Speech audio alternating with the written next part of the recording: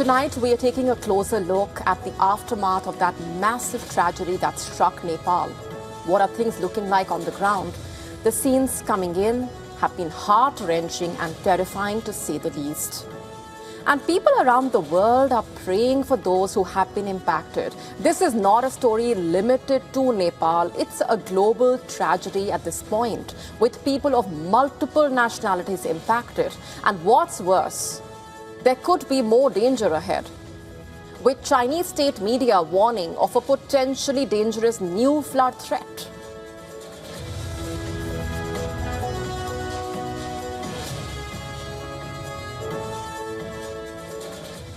According to China's Ministry of Water Resources, a significant barrier lake has formed near the confluence of two rivers in Nepal. Chinese state broadcaster CCTV reporting that the lake contained an estimated 2 million cubic meters of water and is already overflowing. The ministry warns that another 3 million cubic meters could enter that lake over the next 3 days, creating a high risk of a breach. So that warning puts the next 72 hours, in fact, under intense scrutiny. The next 72 hours are crucial for Nepal as a result. Chinese authorities saying they are closely monitoring the situation, conducting flood simulations and analyzing possible breach scenarios as they prepare emergency response measures as well. And this warning coming after the devastating mudslide originating on the Nepalese side of that border struck. But the disaster remains far from over, it seems.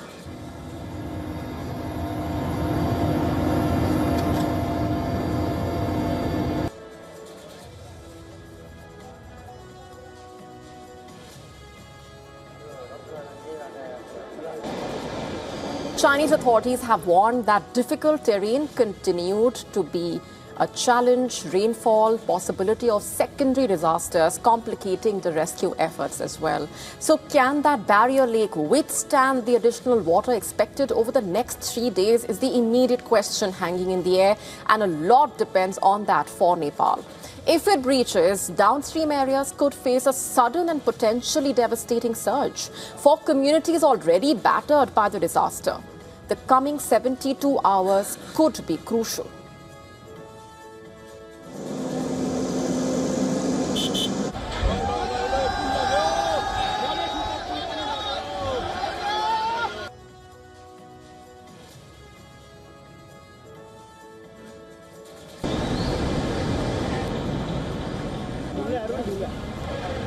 In fact, the devastating flash floods in the country have struck one of the most important pilgrimage corridors in the Himalayas, the Kailash Mansarovar route through Nepal.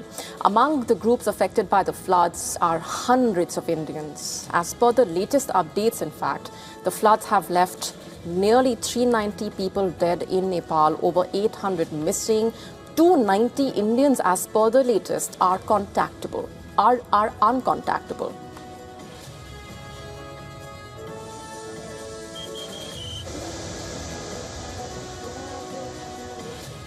India has been rushing relief material. The floods have blocked highways connecting various neighboring towns to the country's capital. Rescue and relief operations by the government authorities have been underway to find the stranded locals and tourists in the flood-hit areas. It's a race against time. And survivors in a Nepalese village recall the horrors that they witnessed as a result of the devastating floods, as the water rushed through the settlements, carrying mud and debris and leaving behind a trail of destruction. Listen to this. It came in suddenly and exploded like a bomb. The river looked small from distance, but it suddenly started overflowing and swept through this place. We are facing a lot of challenges, and the biggest one being blocked roads. As of now, we are not able to tell how many people are still stuck or buried under the debris, as there is no way to reach the spot. For those from around the world watching these developments, listening into these voices, it's horrifying to even watch what's playing out. Imagine the pain, the suffering that the people on the ground are going through, what the families of the loved ones who are missing are going through. The relatives of those missing in the floods were seen packing outside a Kathmandu hospital, for example, desperate for any updates about their loved ones. मेरो श्रीमान सही सलामत ल्याइदियोस् भन्ने राम्रोसँग ल्याइदियोस् राम्रो होस् भन्ने मात्रै चाहन्छु मलाई अरु केही पनि छैन मेरो उपरबाट राम्रो होस् मात्रै चाहन्छु में जो बाढ़ आया हुआ है वहाँ पे मेरा बेटा फंसा हुआ है My son is stuck in the floods. He is a truck driver and he said he was driving, and we last spoke at around 8:30. After that there is no news of him. We are not able to find out anything. Now, just to better understand the scale of what unfolded and what's happened on the ground, let's also get you a bird's eye view at this point. In fact, satellite imagery has been giving us a better sense of what things look like and showing what appeared to be collapsed glaciers that experts said may have triggered the deadly Nepal floods and what's been witnessed on the ground. These are the images that, in a way, also give you a sense of the situation and the way things unfolded.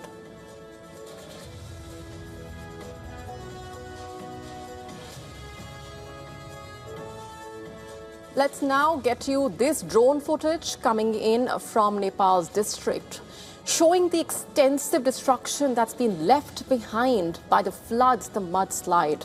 This is just a sample of the kind of destruction that Nepal has witnessed as the flash floods rip through the country. We've been playing out for you the voices of some of those people who have been impacted. Remember, these are settlements that in just a short span of time saw this massive destruction playing out. This is just a part of the many such images that have been trickling in through the day.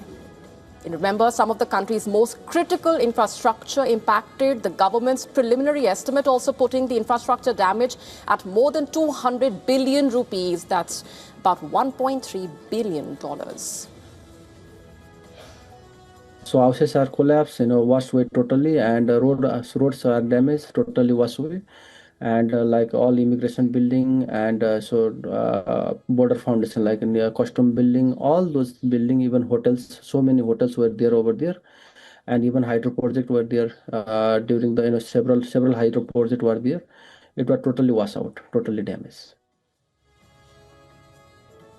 In fact, at least 80 bridges, 35 concrete and 45 suspension bridges have been swept away, just to give you a sense of some of that destruction. While the immediate focus also remains on the rescue and recovery efforts, of course, the scale of that destruction pointing to a much longer and costlier rebuilding effort for the country. The flood has struck at two of Nepal's most important economic lifelines, after all, trade and energy. The energy sector has suffered a major blow as well. For a country that relies heavily on hydropower, the damage could have consequences well beyond just the flood-hit areas.